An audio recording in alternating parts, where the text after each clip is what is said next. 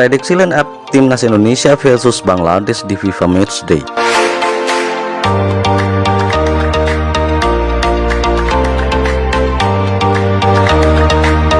Berikut prediksi susunan pemain yang akan dimainkan Timnas Indonesia saat menjalani FIFA Matchday kontra Bangladesh. Timnas Indonesia akan kembali beraksi di lapangan dengan menjalani FIFA Matchday melawan Bangladesh di Stadion Sijalak Harupat, Bandung. Sebelumnya, kedua negara sempat dijadwalkan bertemu pada akhir Januari 2022. Namun, pertandingan urung dimainkan karena adanya masalah terkait aturan pandemi COVID-19. 4 bulan berselang, kedua negara pun akhirnya bisa bersua dan akan beradu strategi di laga persahabatan ini. Dalam laga ini, Timnas Indonesia selaku tuan rumah menargetkan kemenangan atas Bangladesh guna menambah poin di ranking FIFA. Selain itu, laga ini juga akan menjadi pemanasan bagi Timnas Indonesia yang akan menghadapi kualifikasi Piala Asia 2023 di Kuwait mendatang. Dalam laga ini, Timnas Indonesia akan kembali diperkuat oleh beberapa pemain pilarnya seperti Elkan Bagot dan Pratama Arhan. Meski begitu, ada beberapa pemain pilar yang harus absen. Contohnya Egy Maulana Fikri dan Evan Dimas yang dilaporkan mengalami cedera. Sehingga di laga ini Timnas Indonesia diprediksi akan menggunakan susunan pemain yang tak seperti biasanya karena hadirnya pilar-pilar baru dan cederanya beberapa pemain. Melihat dari 29 nama yang dipanggil, kira-kira siapa saja yang akan mengisi line up Timnas Indonesia di laga kontra Bangladesh nanti? Inilah perakiraan susunan pemain Timnas Indonesia. Untuk posisi kiper, diyakini Sintayong akan mempercayakan sosok Nadeo Argawinata kembali, apalagi statusnya sebagai kiper utama Timnas Indonesia. Sedangkan kuartet barisan pertahanan Timnas Indonesia dipercaya akan mengandalkan Asnawi Mangkualam untuk pos bek kanan dan Pratama Arhan untuk pos bek kiri. Untuk posisi bek tengah, nama Fahrudin Arianto dan Elkan Bagot diprediksi akan tampil dan menjadi palang pintu pertahanan Timnas Indonesia. Hadirnya Mark Kok ke Timnas Indonesia membuat Sintayong kemungkinan akan memainkan skema double pivot di lini tengah. Main naturalisasi itu pun diprediksi akan mengisi posisi tersebut bersama Rahmat Irianto sebagai gelandang jangkar. Lalu, 3 gelandang serang kemungkinan akan diisi Sardil Ramdhani yang menggantikan Egy Maulana Fikri di sektor winger kanan, Irfan Jaya di sektor winger kiri, dan Stefano Lillipali sebagai pemain bernomor 10. Untuk posisi penyerang, Sintayong bisa saja mencoba Dimas Drajat yang baru saja dipanggil ke Timnas Indonesia Senior.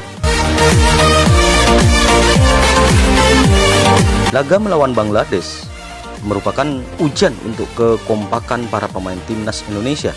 Dari pertandingan ini, Timnas Indonesia bisa tahu kekurangan yang mesti diperbaiki sebelum kualifikasi Piala Asia 2023.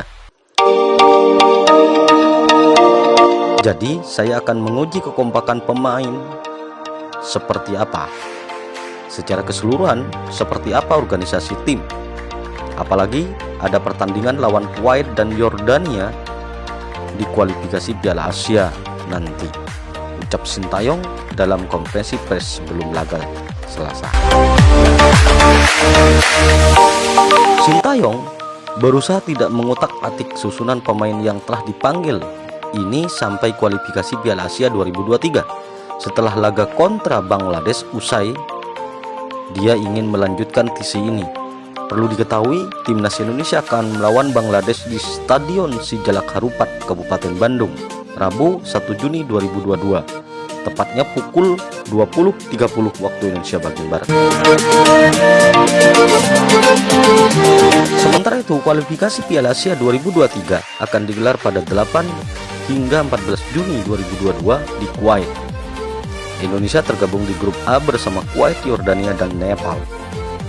Untuk melaju ke putaran final Piala Asia 2023, Indonesia harus menjadi juara grup atau finish sebagai 5 runner-up terbaik.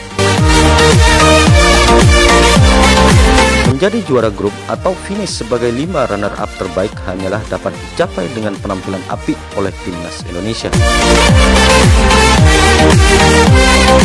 Sebagaimana diketahui, Sintayong menukangi timnas Indonesia dan kelompok usia U19 hingga U23. Sejak ditunjuk pada Januari 2020, Sintayong yang belum mampu membawa timnas Indonesia meraih gelar juara. Akan tetapi dia mampu melakukan perubahan di timnas Indonesia dengan ide-idenya. Berikut 5 ide Sintayong. 5 disiplin kepada pemain timnas Indonesia. Sintayong dikenal sebagai pelatih yang sangat disiplin. Diterapkan Sintayong kepada para pemain asuhan di timnas Indonesia. Sintayong beberapa kali mencoret pemain karena tidak disiplin. Ambil contoh, Sardi Epi, Vano, dan Muhammad Yuda Febrian yang dicoret dari timnas Indonesia U19 pada 2020 silam.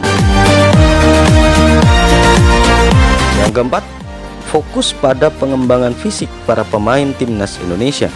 Sintayong fokus pada pengembangan fisik para pemain timnas Indonesia sejak masa awal kepemimpinannya. Selain latihan fisik, Sintayong juga mengatur makanan para pemain timnas Indonesia untuk menjaga kebugaran mereka. Sintayong melakukan karena tahu stamina menjadi salah satu masalah timnas Indonesia. Sintayong yang perlahan-lahan mengalami masalah tersebut. Yang ketiga, timnas Indonesia era Sintayong memiliki mental yang patut diacungi jempol. Sintayong membuat timnas Indonesia mampu bangkit dari ketertinggalan dalam sebuah pertandingan. Itu jarang terjadi sebelum di masa lalu. Jadi, selain fisik, Sintayong juga memperbaiki mental timnas Indonesia. Yang kedua, taktik berubah-ubah. Sintayong dijuluki Jose Mourinho Asia oleh media Malaysia karena kehebatannya di Piala AFF 2020. Julukan itu berkaca dari taktik Sintayong yang berubah-ubah sesuai dengan lawan timnas Indonesia. Cara ini mengantarkan timnas Indonesia menjadi runner-up Piala AFF 2020. Sementara itu di SEA Games 2022, juru taktik Korea Selatan ini membawa timnas Indonesia U23 meraih medali perunggu. Berikutnya, skuad muda timnas Indonesia. Timnas Indonesia era Sintayong dipenuhi oleh para pemain muda. Dia mempercayai para pemain muda untuk menjadi tulang punggung skuad Garuda. Para pemain muda ini dikombinasikan dengan sosok-sosok senior seperti Fahrudin Arianto. Kepercayaan Sintayong pada pemain muda juga dibuktikan dengan terpilihnya Asnawi Mangku Alam Bahar sebagai kapten timnas Indonesia Piala AFF 2020. Bagaimana menurut Anda? Jangan lupa like, subscribe, dan bunyikan loncengnya supaya Anda menjadi orang pertama yang mendapat info-info tentang sepak bola.